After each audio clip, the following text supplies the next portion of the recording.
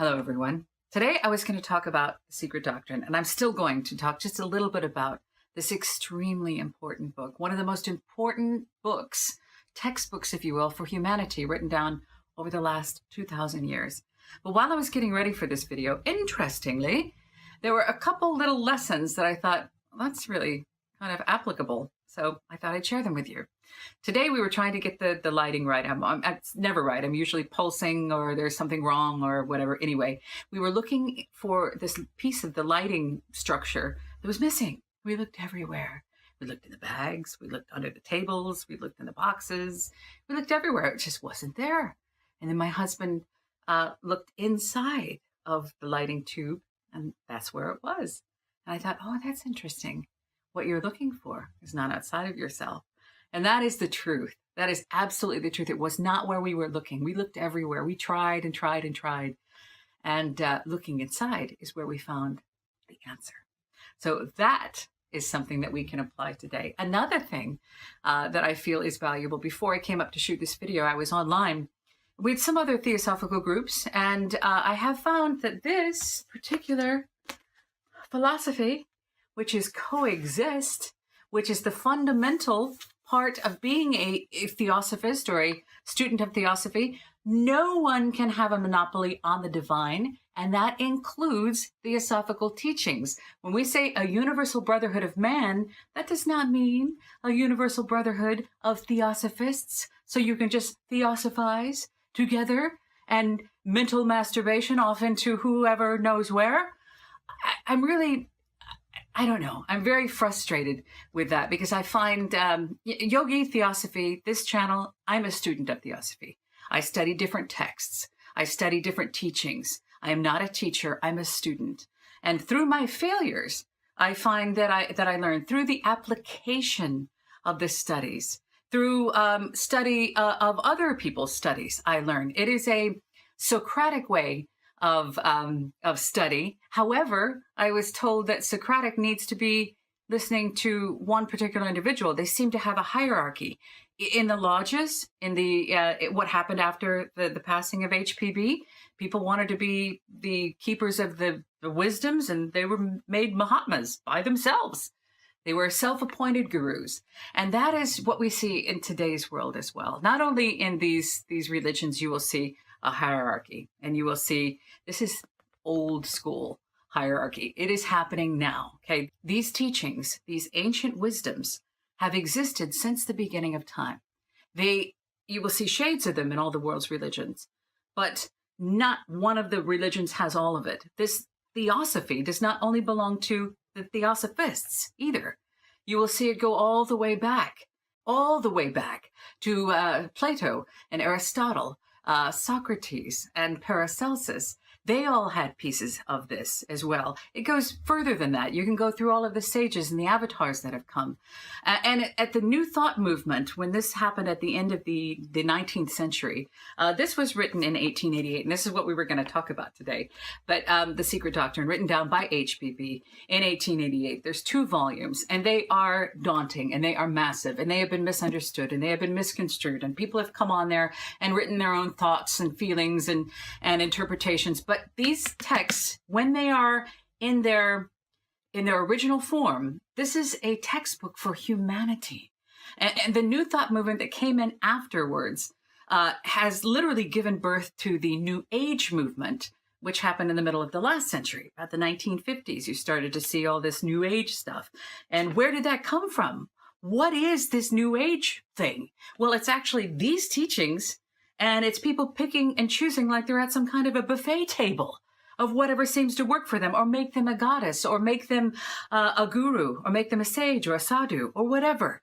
The New Age movement, there's a lot of truth and goodness there too. But there is also some corruption. This coexist doesn't seem to exist. And especially, I want to warn, in the theosophical circles, you will see little lodges becoming bigger lodges. They say that there's no leader, but there are leaders. And that's why I keep Yogi Theosophy simple. So it is only me, and therefore any corruption takes place with me. Any gaining of wisdom I can apply to my own life, because that's really the only thing I have control over anyway. is just me. And I have found that studying these teachings actually has improved my life in such an exponential way that to not share them with you would be completely irresponsible. So I was told that what I'm doing here is pseudo-theosophy or fake theosophy or new theosophy. Whatever. I know that one book, the one that is on here, on this channel, which is the 14 Lessons in Oriental Occultism and Yogi Philosophy. Okay? Well, actually, it's the 14 Lessons in Yogi Philosophy and Oriental Occultism. It was written down by William Walker Atkinson under the pseudonym Yogi Ramacharaka. And Yogi Ramacharaka is not a person. That's a pen name. Okay? And so this book here, the Advanced Course and the 14 Lessons, this book, these are very, how would you say it? These are very crude, elementary paraphrases of these ancient wisdoms. And so you may call this pseudo-theosophy, but if it wasn't for stumbling across this book and feeling how important these teachings were, therefore giving me the hunger to pursue and find out more about what is theosophy, leading me to light on the path, leading me to the voice of the silence, leading me to study with the Theosophical Society and get the diploma course, and actually just be able to barely grasp. There's no way anybody can actually master all of this. This is something that is a lifelong learning, and it takes place on different levels. It isn't just, oh, I'm going to study this and I know this, blah, blah, blah. It isn't cerebral. It isn't solely cerebral. It isn't solely academic. It isn't about who you know or what you know. It is what you do. So theosophy is as theosophy does, or theosophist is as theosophy does. Not what you think, not what you feel, not what you study, but what you do. Okay? What you do, who you are. Where is your moral compass here? Where is your purity of heart? What is your cause? Is your cause for study to go ahead and make yourself more glorified, more special? Or is your cause for study for the betterment of humanity? I know that I feel something that I think you feel too. I think you feel it as well. I don't mind working to plant these trees that I will never taste the fruit from. I don't care that I won't feel the shade from those trees. I know that this is something that is extremely important to talk about and extremely important to share. Now, this can't be taught, okay? It can't be taught. It can't be bought, all right? So you can't pay for it. You can't learn it from somebody else, but you can earn it, and you can learn it through application to yourself, all right? So if somebody says, oh, they have all the answers, oh, you have to have this, or that's not exclusive Blavatsky, screw that. Okay, forget that. Follow your heart. What is the reason that you're here? Are you here to learn? Are you here for psychic evolution, to do magic? Well, then you're in the wrong place.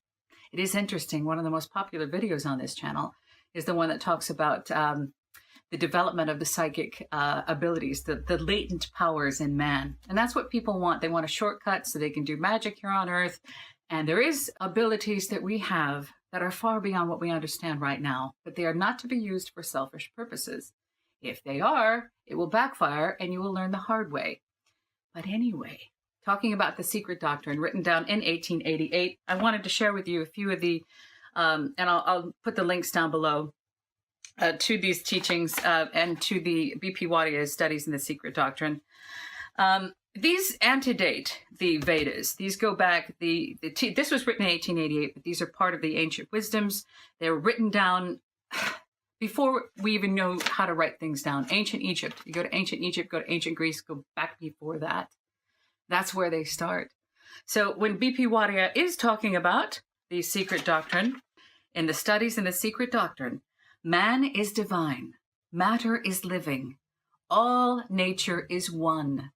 Having established this proposition, the Secret Doctrine proceeds to show the true compartmenting of the phases and aspects of the one life. For example, the microcosm and the macrocosm, spirit and matter, normal and abnormal, the world of the within and that of the without, the reflecting of the above and the below, the shadowing of the spirit substance as material forms. These are explained not as speculative theory, but as the doctrine of the practical science of life. You can find that in these books. This was written down by HPB. This is not HPB's creation. I know that could make some people mad, and I really don't care. I believe that she is the transmitter and receiver. She wrote them down. They're extremely valuable. And I believe that you are here for the reasons we spoke of.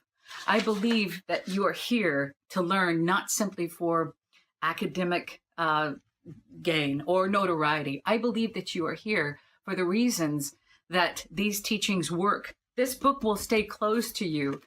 It will stay closed, and you cannot access it unless you have true altruism and unselfishness in your heart.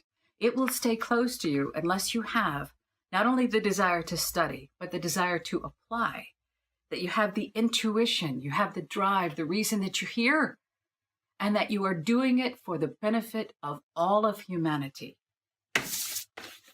not simply for your own personal gain, not only for yourself and not only for your own life. Those things will improve, your life will improve, but we must take into account what is taking place in our world right now. The religions, let's tear down the walls of the religions that divide. There is something that unites, and it is the ancient wisdoms. They've always been here. They belong to all and solely to none. They are the ancient wisdoms of Theosophy. Thank you for joining me today.